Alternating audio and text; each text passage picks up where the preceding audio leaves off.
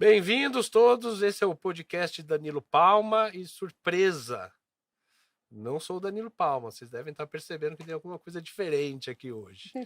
Hoje quem vai apresentar o podcast do Danilo Palma sou eu, César Cremonese, eu trabalho como coordenador da campanha do Danilo, deputado estadual aqui no estado de São Paulo, e hoje a gente tem uma convidada ilustre aqui no podcast, e já eu explico por que o Danilo não está com a gente.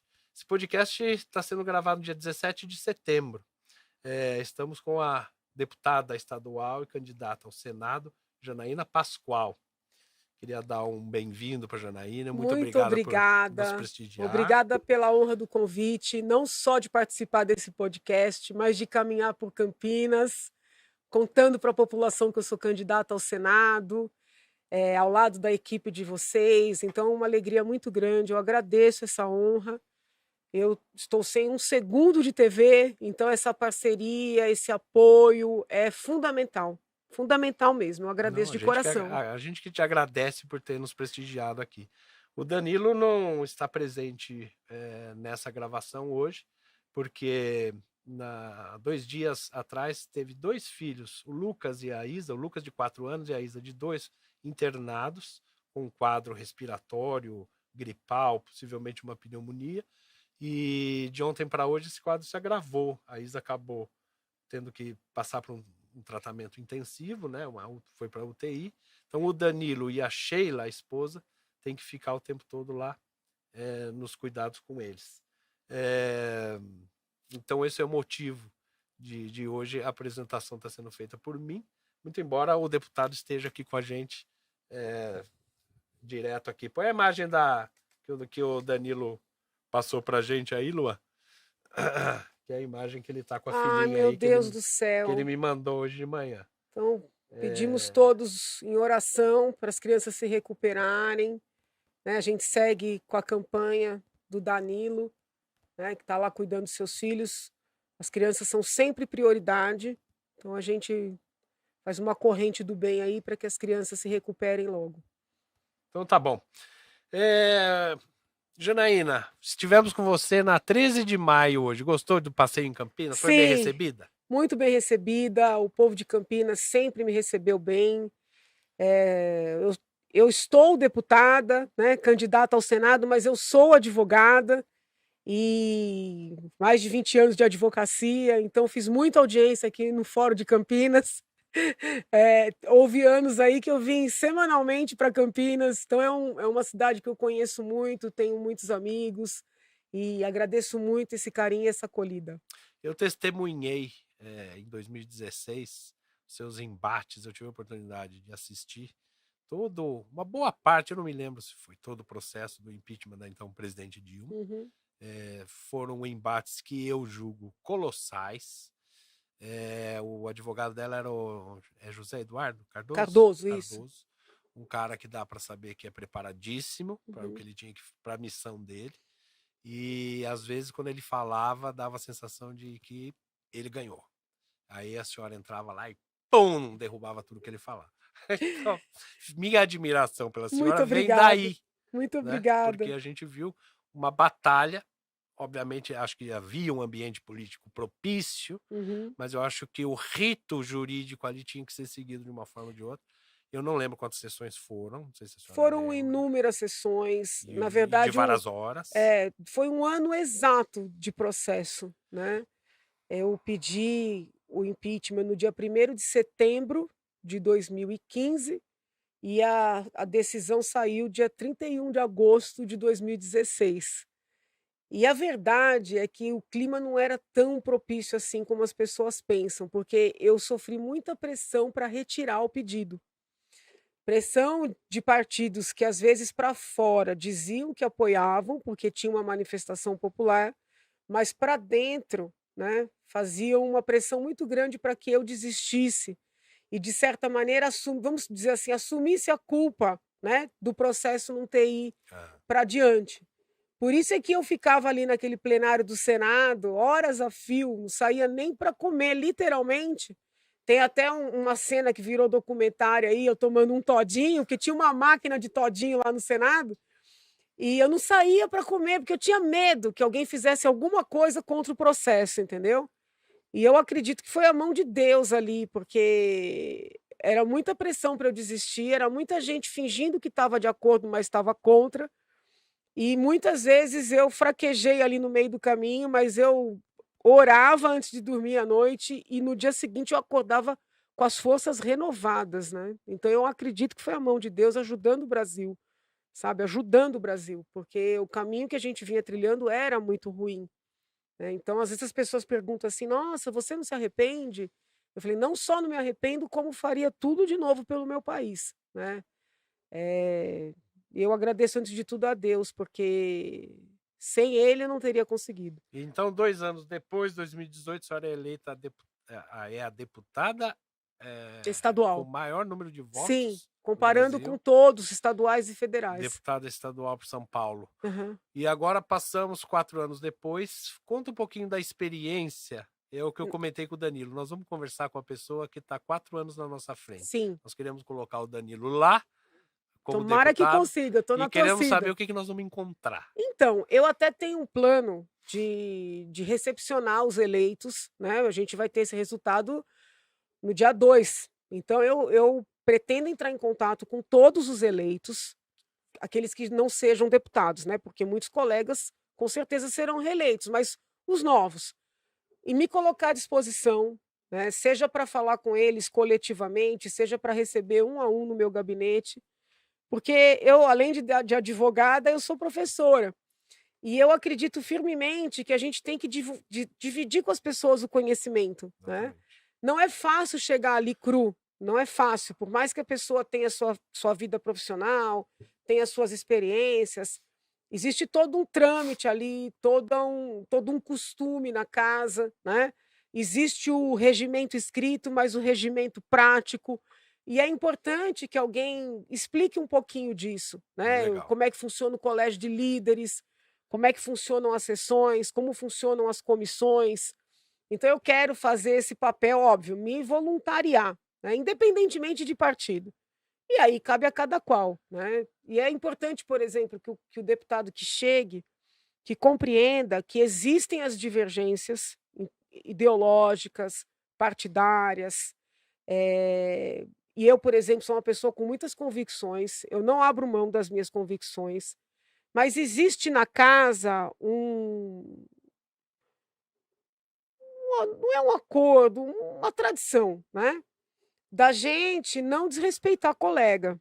Às vezes, ali no calor da discussão, perde-se a paciência, né, eu mesma já perdi a paciência, outros colegas perderam, principalmente no início. Você chega no Uhum. início sem entender como a casa funciona, mas depois de um tempo você vai percebendo, né, que a gente pode até brigar, mas existe um respeito, né, assim, nem todos observam, mas os mais antigos, eles tomam esses cuidados, né, Perfeito. assim, o seu colega, se ele está ali, ele foi eleito.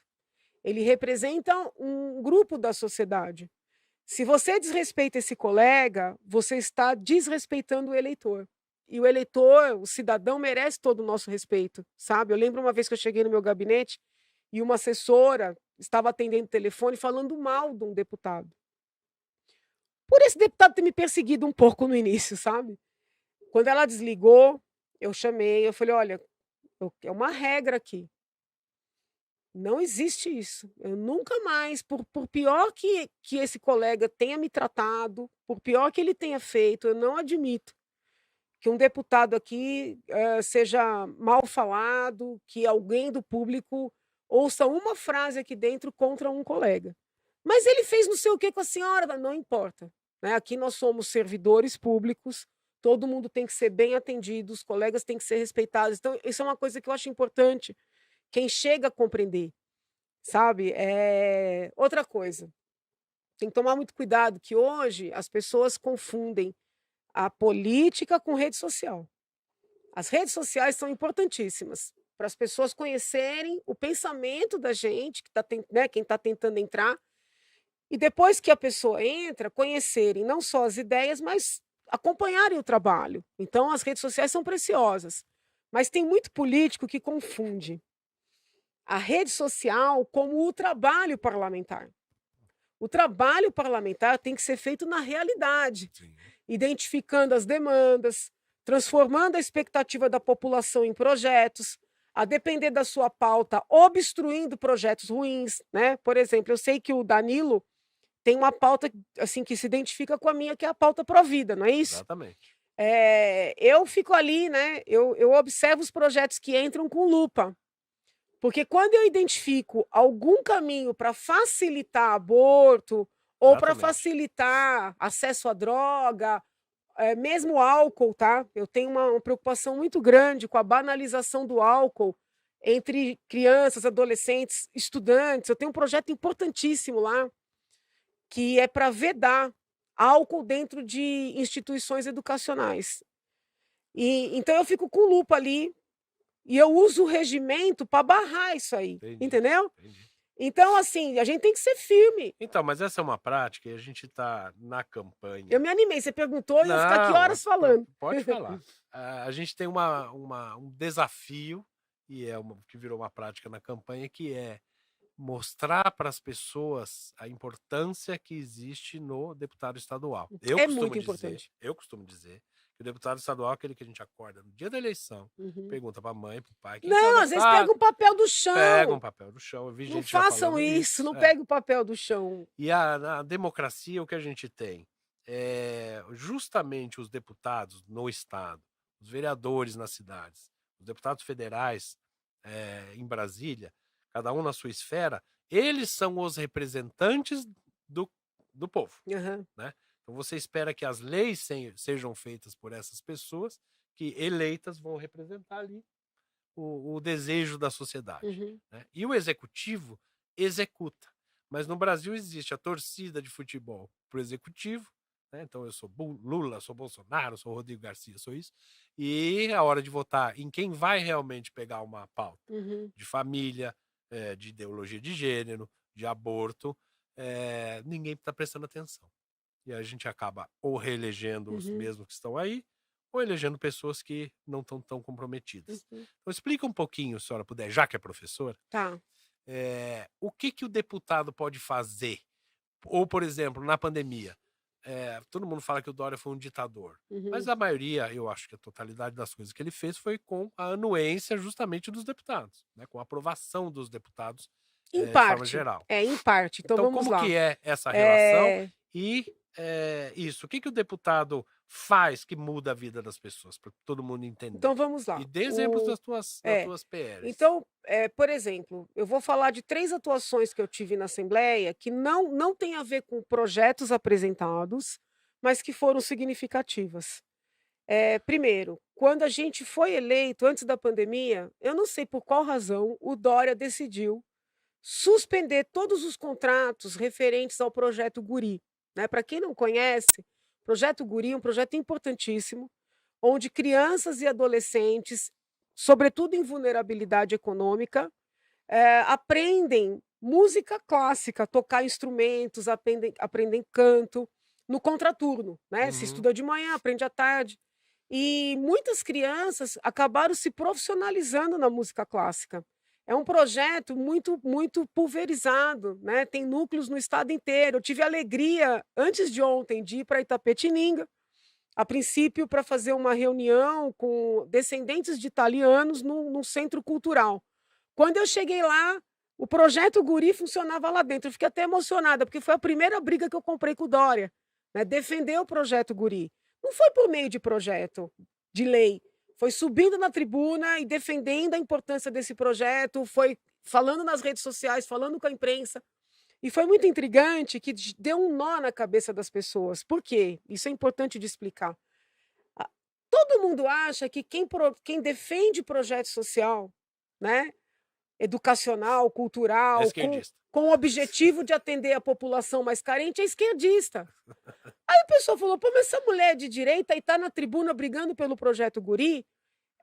Desculpa, gente, isso é uma estratégia da esquerda, capturar as pautas, né, e apresentar como se fosse algo da esquerda, mas pautas de humanidade, pautas de justiça, não tem nada a ver com esquerda e direita, tem a ver com você ser gente, entendeu? E eu consegui fazer ele voltar atrás. Nossa. Somente que quando eu entrei com muita força. Mas era uma coisa que ele faria numa ele canetada ia e no sumia. administrativo. E então sumia. Isso é uma coisa legal de explicar para os candidatos que vão se tornar deputados, né? Espero que o Danilo esteja lá. E outros tantos que eu tô. Tem gente muito boa concorrendo, sabe? Uma coisa que o povo tem que entender, que fala, não, ninguém na política presta. Não, é verdade. Tem muita gente boa dentro, muita gente boa tentando entrar. O papel do deputado estadual não é só nos projetos de lei. É acompanhar o que o governador está fazendo ou deixando de fazer e divulgar, contestar, porque muitas vezes ele recua, sabe? Então eu consegui essa vitória. Outra vitória que eu consegui, que não foi por meio de projeto, foi o seguinte: o governador, querendo dar um terreno, né, muito valioso ali no bairro do Morumbi para o setor ali de imobiliário, fez um acordo. Ele ia dar o terreno para uma incorporadora e essa incorporadora ia fazer a construção do hospital num terreno que depois eu fiquei sabendo até que estava contaminado. Tudo bem. O problema é que o terreno que ele queria dar em troca dessa construção do hospital é o terreno onde funciona o Hospital Darcy Vargas, que é um hospital referente para atender crianças do estado e do Brasil inteiro. Um hospital que atende, que recebe os médicos residentes do Brasil inteiro. O poder do governador no estado de São Paulo é tão grande que, acredite o senhor ou não, eu não recebi essa denúncia de médicos paulistas. Eu recebi essa denúncia da doutora Maria do Socorro, que é uma médica baiana, presidente do Conselho de Cirurgiões Pediátricos. Ela me mandou um e-mail, falou, doutora, a senhora está sabendo que estão querendo fechar o Darcy? Eu falei, não, a senhora deve estar errada, porque geralmente quando chega uma denúncia, as denúncias começam a pipocar. E só chegou a dela. Eu falei, eu acho que a senhora está errada. Não, eu tenho certeza do que eu estou falando. Eu falei, não pode ser. Eu falei, então eu vou lá. Aí eu fui fazer uma visita, andei o hospital inteiro, e conforme a gente vai andando, para confirmar, aí as pessoas vêm no teu ouvido, olha, está acontecendo isso, está acontecendo isso. O que eu fiz? Na época, eu ainda participava das reuniões com o governador. O governador João Dória fazia reunião mensal com os deputados, e eu ia em todas, porque eu entendia que era um encontro institucional. Exatamente. E eu fiz uso da palavra e falei, governador, eu recebi essa denúncia, fui ao hospital, confirmei, eu quero entender. Ele virou na reunião, era uma reunião fechada com vários deputados, ele falou assim, ô Janaína, você está falando isso porque você é bolsonarista, porque o que eu estou fazendo não é fechando o hospital, eu estou conseguindo um hospital novo e maior, porque a gente vai passar esse que está velho, caindo aos pedaços, e a gente vai ganhar um novo. Eu falei, não, senhor, isso não é ganhar novo. Ganhar novo é se eles construíssem mais um. Sim. O senhor está dando um terreno num bairro bom, pegando um terreno num bairro desvalorizado, o terreno desvalorizado, e está fechando um hospital referência. Ele ficou enfurecido, disse que não ia mudar de ideia e tal. O que aconteceu? Eu perdi a paciência e subi na tribuna. E falei que se ele fizesse isso, eu ia tirar ele do cargo. Aí, o que me irritou? Me irritou e foi ali que eu cindi, né? No sentido de não... Eu falei, não dá mais para participar de reunião, porque se eu faço uma reunião com o senhor me fala uma coisa, eu posso não concordar, mas o senhor tem que sair e falar para a imprensa a mesma coisa que o senhor me falou. Exatamente. Ele foi na imprensa e disse que era mentira minha, que ele nunca tinha falado aquilo. Por Deus, que ele já tinha falado, verbalizado isso em outros núcleos e eu pude evidenciar. Entendeu? Entendi. Mas aí eu não perdoei isso, entende? Porque ele me fez passar por mentirosa sem eu ser. Sim. Mas o importante é que ele recuou. Então a gente conseguiu salvar esse hospital, né? E teve um outro feito, uma outra conquista minha, que foi pela minha chatice, que foi a entrega dos respiradores.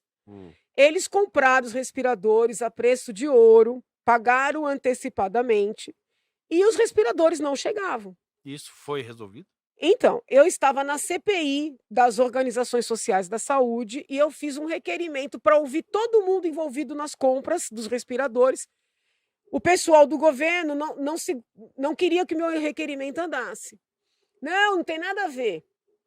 Respirador não tem nada a ver com a OS. Eu falei, como não? Respirador é coisa da saúde, OS é de saúde, vamos pôr para dentro. Não deixava andar. Pode pegar as sessões. Eu brigava em todas as sessões. O que eu fiz? Fui para a imprensa. Subi na tribuna, fui para a imprensa, consegui ouvir todo o pessoal que comprou os respiradores. Eles se viraram, arrumaram um avião, fretaram e foram buscar os respiradores que eles tinham pago antecipadamente e disseram que não iam conseguir por causa do mercado. Eu falei, eu não quero saber. Já pagaram, vocês vão buscar. Entregaram, entendeu? Entendi. Posso não ter conseguido, vamos dizer assim, prender ninguém. Tem inquérito, o Ministério Público está em cima disso aí, mas consegui fazer entregar aqui para o povo, é o que interessa. Parece que muita coisa vai ficar para trás, entendeu? Então, vai ser assim, jogada para baixo o do tapete. deputado que chegar, mas, amigo, o que eu queria era que entregasse, porque Exatamente, o povo estava morrendo, exatamente, entendeu? Exatamente. O deputado que chegar tem que entender que o papel dele é maior do que apresentar e aprovar projeto, sabe? Eu mesma, antes de ser deputada estadual, não tinha dimensão. E eu te digo com todo o coração, eu tenho dor de saber que no dia... Vou até chorar aqui, não... Não. Mas por quê?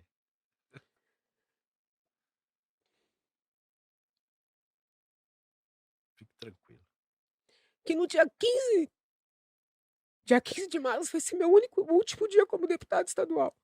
Eu me emociono, porque eu sei que é um trabalho importante, entendeu? E eu só não busquei a reeleição porque eu acho que eu posso ser mais útil em outro lugar. Porque muita gente acha que eu não estou buscando a reeleição por achar a Assembleia pouca coisa. Muita gente fala assim, não, a senhora é muito maior do que a Assembleia. Não é verdade. A Assembleia é importantíssima. Danilo vai ver a gente aqui conversando. É um trabalho precioso. Exatamente. Eu costumo dizer o seguinte, nós vivemos num estado que, se fosse um país, seria a 21ª economia do mundo. O próximo governador vai ter 1,2 trilhões de orçamento durante seu mandato. E é inadmissível, a senhora viu as cenas de moradores de rua no centro de Campinas, o estado que está a Cracolândia. São Paulo está bem pior, amigo. São Paulo está muito pior. A Praça Princesa Isabel, a gente passou um tempo atrás, agora parece que tem uma sanitizada, porque ninguém evapora, as pessoas não evaporam daquele jeito, quer dizer, foram jogadas para outro lugar. O descaso, a gente podia ficar horas aqui falando, eu tenho experiência também com trabalhos que eu fiz de recuperação de dependente químico. E como esse trabalho é multidisciplinar, multidimensional, um monte de coisa. Então ali não é um bando de vagabundo que, se você der um emprego, ele tá bem na segunda-feira.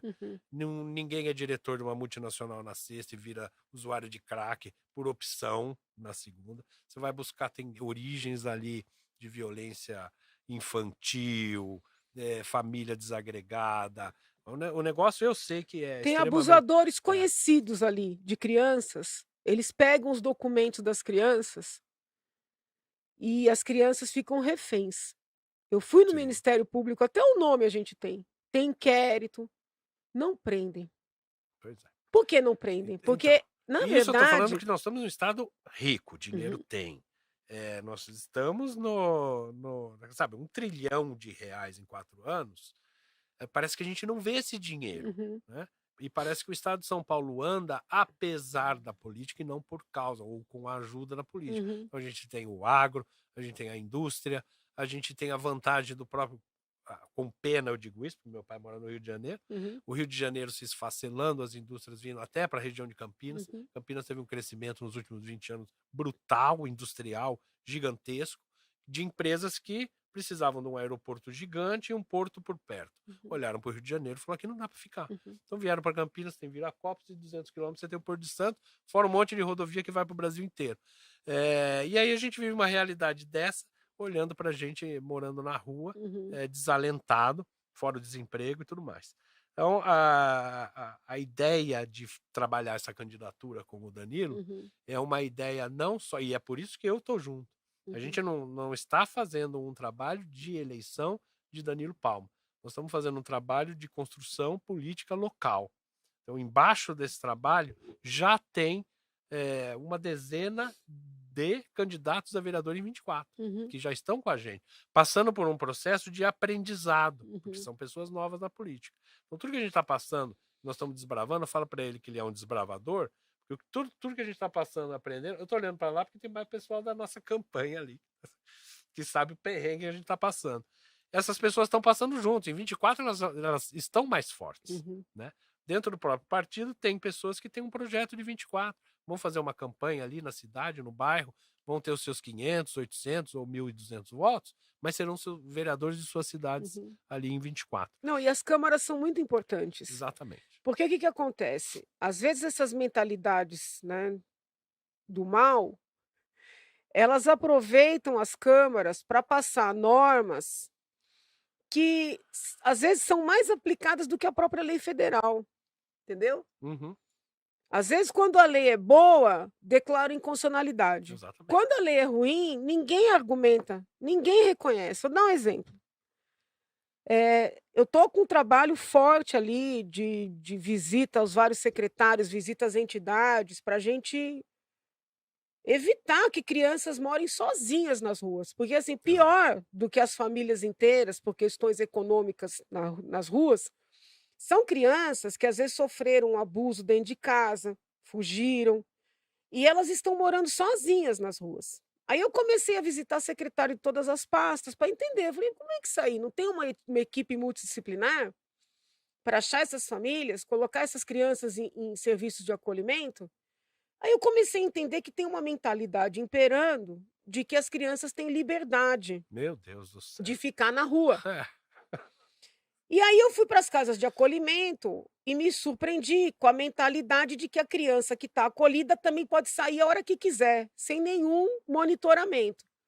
Falei, não, peraí, gente, eu dei aula de isso não existe e tal. O que eu achei? Na Câmara Municipal da capital, um projeto cheio de frase bonita, mas quando chega ali no artigo 23, escrevendo isso que eles estão já fazendo na prática, que criança nenhuma pode ser levada para casa de acolhimento contra a sua vontade, e se quiser sair no meio da madrugada, tem liberdade. E como é que é isso aí? Entendeu? Nossa. Aí eu meti a boca no trombone, o projeto está parado. Eles devem estar esperando, mas mesmo se eu não ganhar, mesmo porque eu não vou mais ser deputada, né? Mesmo que eu não ganhe a senadora, eu vou acompanhar esse projeto. Eu sou uma cidadã. Então vamos falar desse assunto agora. Agora vamos falar, a gente falou do teu passado para ajudar no futuro do Danilo. Agora vamos falar do teu futuro para ajudar o Brasil. Mas eu quero que entrem bons candidatos, que sejam reeleitos os bons, entendeu? Para a gente poder seguir com esse trabalho, E por que né? a senhora resolveu ir para o Senado? Então, amigo, é isso que eu te falei. Eu amo a Assembleia. E para minha vida... Por que não a Câmara de Deputados Federais, por exemplo? Então, para minha vida pessoal, seria melhor eu ficar na Assembleia, para minha vida pessoal. Mas o que eu fiz? Eu fiz uma análise de onde é que eu vou ser mais útil para a nação. Pelo meu perfil, pelo meu conhecimento. E eu cheguei à conclusão que eu vou ser mais útil no Senado. Por quê? Porque, constitucionalmente, é o Senado a casa competente para fazer frente ao Supremo Tribunal Federal. Não é a Câmara. É óbvio que um deputado estadual pode subir na tribuna e se manifestar, o que eu fiz várias vezes. Um deputado federal pode também se manifestar com relação às decisões do Supremo. Mas a competência é do Senado. Porque é o Senado que vai processar e votar um eventual pedido de impeachment de um ministro do Supremo. Perfeito. Eu vou fazer uma pergunta como leigo. Uhum. A senhora é uma jurista. A minha percepção, e como de muitas pessoas, é que existe um aumento do que se chama de ativismo jurídico, ou juristocracia, alguma coisa desse tipo, que seria o judiciário, que não é um poder eleito, se metendo em coisas que seriam, então, da ordem dos deputados ou senadores, ou do próprio executivo, invasão de poderes. Está havendo isso? Em que medida no Brasil? Isso dá para ser, como eu vou dizer, parado? Eu não sei, tem muitas coisas que a gente não pode falar em rede social, né? Mas então, é assim, esse ativismo, o Congresso aprova, aí sai uma liminar proíbe. Uhum. Ué, passou pelo Congresso. Acabou de passar a PEC dos Da enfermeiros. enfermagem, Mas passou uma coisa inteira no Congresso. E chega o ministro e diz que não. E não porque, olha, isso aí é inconstitucional. Porque eu entendo que é uma corte constitucional. Uhum. Para mim, devia ser um bando de gente com carimbo. Constitucional, não. Constitucional, acabou. Acabou o papel do Supremo. Uhum. Essa é a minha visão. Não, mas eles estão se arvorando, né? Uma competência que a Constituição Federal não deu, que as leis não deram. No ativismo judicial, pelo menos tem que ter uma norma que o juiz vai interpretar de maneira extensiva. Sim. O que a gente está vivendo hoje já passou do grau do ativismo. Entendi. Porque muitos juristas são críticos ao ativismo, mas pelo menos tem alguma raiz na lei. O que nós estamos vivendo agora, eu batizei de não direito. É o não direito. Porque são decisões sem nenhum respaldo. Vou dar alguns exemplos. A própria anulação de todos os processos do ex-presidente Lula, numa penada, né? Numa canetada, num recurso chamado embargos de declaração, que para quem é da área sabe que é um recurso utilizado para sanar ali algum errinho, alguma omissãozinha, uma contradiçãozinha, jamais não para anular um processo. Para anular um processo que dirá 4, depois de 5 anos de todas as instâncias referendando. Para não politizar, que a gente está em ano eleitoral, não vou nem falar do ex-presidente Lula. Vou falar do caso do outro senhor que foi ministro, que acharam 52 milhões de reais no apartamento dele. Como é que se apagam 52 milhões de reais? Então, assim... É o nome dele? Acho que é Gedel, não é É o isso? Gedel. Então, tem este caso. Aí vem para esses inquéritos sigilosos que foram instaurados de ofício, sim, distribuídos também, né, por que escolha. o Marco Aurélio Melo chamou de inquérito do fim do mundo. Sim. E por que assim do fim do mundo? Porque eles instauraram os inquéritos, em regra, o inquérito se instaura para apurar algo que aconteceu no passado. Eles instauraram os inquéritos que e pode apurar tudo. Tudo que acontece eles vão enfiando nos inquéritos. Isso não existe. Pode pegar a sede do Supremo também virou a galáxia, tudo, né? Tudo que aconteceu na galáxia então, é uma ofensa a um ministro. Então pega qualquer delegado que você conhece e pergunta se eu estou mentindo. Se o inquérito não é para apurar algo que aconteceu.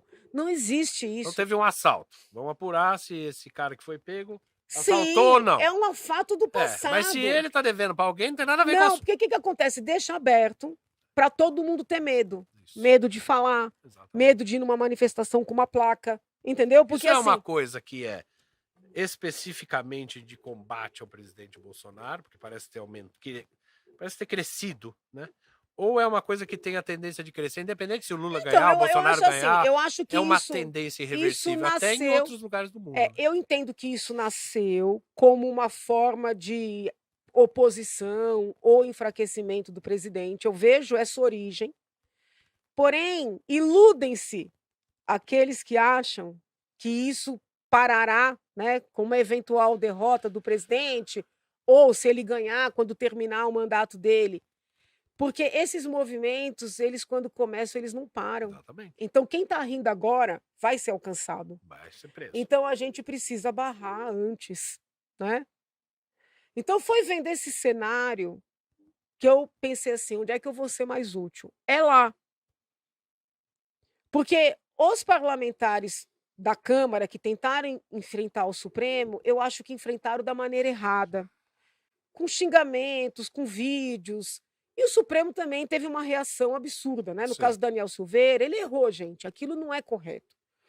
Mas por mais incorreto que seja o que ele fez, jamais renderia 9 anos de reclusão. Sim.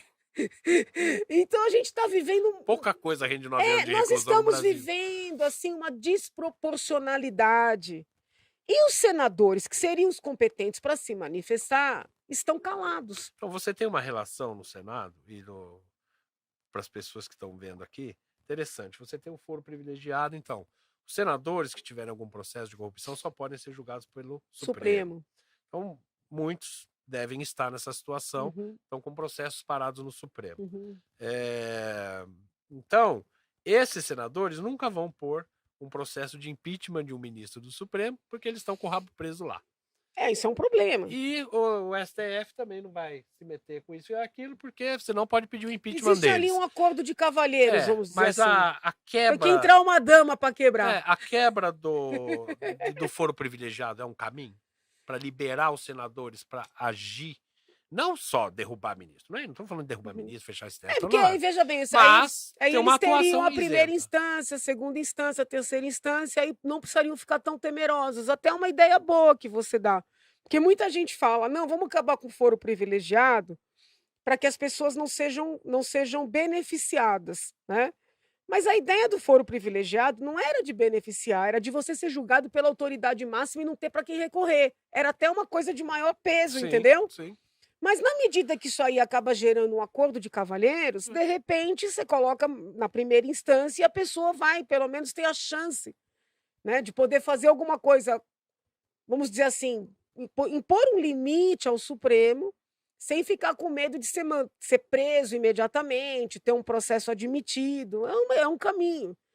Agora, a verdade é a seguinte: quem foi eleito tem que ter coragem de fazer o que precisa ser feito, né? Eu enfrentei essa discussão na pandemia, porque quando fechou tudo a primeira vez, a Assembleia ficou fechada e nós fizemos a sessão tudo online. Né? E teve até dias que nós viramos madrugadas em sessões. A população não vê, mas a gente trabalhou muito durante a pandemia. Sim. Só que quando houve a abertura, alguns colegas não queriam voltar, porque estavam com medo. Choravam no plenário de medo, que queriam para casa. Aí eu peguei e falei, olha, desculpa, gente, mas se a população está no metrô, está no ônibus, está no supermercado, está trabalhando, como é que um deputado que é representante do povo vai ter um tratamento privilegiado de ficar em casa o tempo inteiro? Não dá. Então, assim, quem é eleito tem que ter coragem de fazer o que precisa ser feito. Exatamente. Senão não serve para isso. Você não pede as coisas e vai para casa. É isso, entendeu?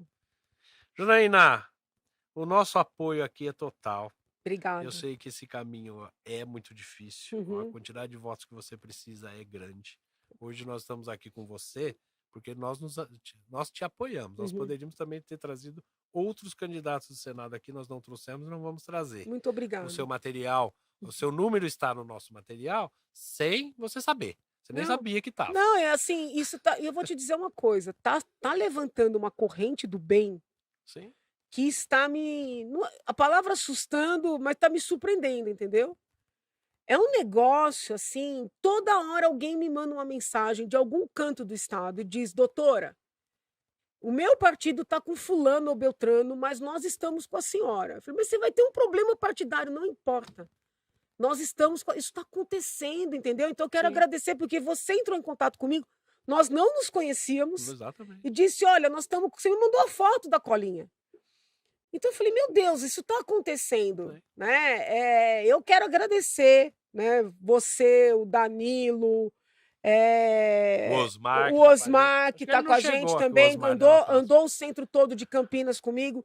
E aproveito, em nome de vocês, para agradecer todas as outras pessoas que estão com essa iniciativa e também aqueles que não são candidatos, que estão pedindo vídeo, pedindo número e estão compartilhando, porque assim, na medida em que eu não tenho um segundo de TV, esse apoio, ele é fundamental. Pode contar com a gente, entendeu? Aqui, o tempo que quiser. Não tem tempo de TV, aqui tem. Aquela câmera é tua, faz tua propaganda lá e pede teu voto. Então pronto. Então eu quero agradecer primeiramente vocês todos aqui, dizer que também quero ver o Danilo eleito, quero ver o Osmar eleito, estou à disposição para trocar ideias. Nós precisamos montar uma resistência, né? O povo da direita não gosta que eu fale, mas a gente está com uma eleição bastante difícil. Não tá, ninguém ganhou já. Ninguém pode ficar em cima das tamancas, entendeu? Tem que ir atrás de um por um. E na eventualidade da esquerda ganhar os cargos majoritários, nós precisamos da resistência dentro do Congresso Nacional. Perfeito. A resistência para a gente não ter aí retrocessos, voltar à legalização de aborto, quererem legalização de drogas. Então a gente tem que eleger pessoas da pauta pró-vida. Exatamente. Né? Eu mesma, olha, fui de um por um ali convencendo os providas que eu conhecia a se lançarem. Então a gente precisa ter esse compromisso Exatamente. para um eventual retorno aí. Qual que é teu número? Meu número é o 287. Então tá bom, tá feito. Tá? Eu quero estar lá no Senado para poder, de maneira educada, respeitosa, tentar fazer o Supremo entender que tem que voltar ali para as 4 linhas da Constituição. Quero estar no Senado para poder nacionalizar os meus projetos de proteção da criança, da infância, das mulheres, das famílias. Eu tenho vários projetos pelas famílias, pessoas envolvidas com drogas que eu busco recuperar, para evitar o retrocesso dessas pautas todas, né, e representar o Estado de São Paulo com altivez, com independência, com seriedade, seja quem for o presidente da República, seja quem for o governador do nosso estado. Eu acho que as pessoas têm que entender que o papel do senador não é, vamos dizer assim, é respeitar, mas não é cumprir ordem de quem está na presidência. Exatamente. É analisar projeto por projeto e defender o povo naquilo que for melhor para ele. Exatamente. É 287. 287 é Janaína Pascoal. E 35555. 35555 é o Danilo Palma. A Janaína travou a batalha dela em 2016, travou a batalha dela nos últimos 4 anos e está disposta a outras batalhas em outro lugar. Nós estamos nesse projeto também dispostos a uma batalha. A Janaína vai lá lutar no Senado e a gente vai tentar fazer uma parcela do que ela fez aqui no estado de São Paulo para ajudar a melhorar a vida das pessoas e proteger família, proteger trabalho, emprego, dignidade, as pessoas, as crianças. Então, a gente conta com o voto de vocês para o Danilo Palma, 35555, com a Janaína Pascoal, 287, e o Osmar de la Páscoa, 3550. Que beleza. Tá bom? Ficamos por aqui. Sua rede social, qual que é? Janaína do Brasil, no Twitter. Estou com um site também atualizado para a campanha, que é www.janainadobrasil.com.br. No Instagram, que o pessoal segue muito, é Janaína C. Pascoal. Ah, tem outra coisa. No site dela, eu já tinha recebido uma vez e eu achei no site dela, tem um material que ela faz um relatório do mandato. Então vocês podem ver tudo que ela trabalhou ali. Isso é legal, que eu não te vejo falando isso. Procurem no YouTube as sessões do impeachment da Dilma em 2016 para vocês verem as coisas que ela falava lá, porque ela também não divulga isso, não sei porquê, eu estou divulgando. Obrigada. E o Danilo, sigam nas redes sociais Danilo Palma SP e no site www.danilopalma.com.br. Eu não sou tão divertido com ele, nem tão carismático e comunicador como ele é, mas hoje ele está cuidando da família. Isso, ele é um deputado que prega o cuidado da família, claro. Não pode abandonar a família para fazer podcast ou nem campanha eleitoral. Então, obrigado pela audiência de vocês. Espero que tenham gostado do podcast de hoje. Eu amei.